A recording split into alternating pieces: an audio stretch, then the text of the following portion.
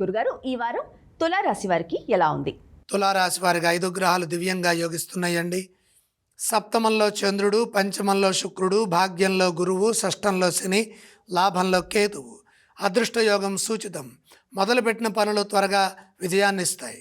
ఏకాగ్రతతో మీ కర్తవ్యాలను మీరు జాగ్రత్తగా నిర్వర్తించి సత్ఫలితాల్ని సాధించండి. స్వల్ప ప్రయత్నంతోనే విశేష కార్యసిద్ధి లభిస్తుంది.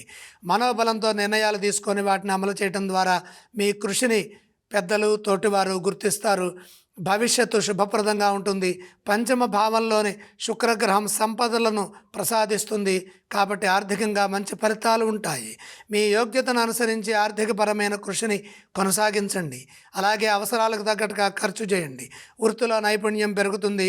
స్వల్ప ప్రయత్నంతోనే ప్రతిఫలం అనుకూలంగా ఉంటుంది. మీ మాటను నలుగురు విశ్వసిస్తారు.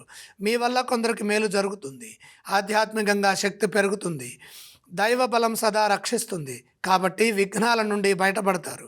వివాదాలకు అతీతంగా శాంతంగా స్పందిస్తూ అభీష్ట సిద్ధిని పొందండి. లక్ష్యాలు ఒక్కొక్కటిగా నెరవేరుతాయి.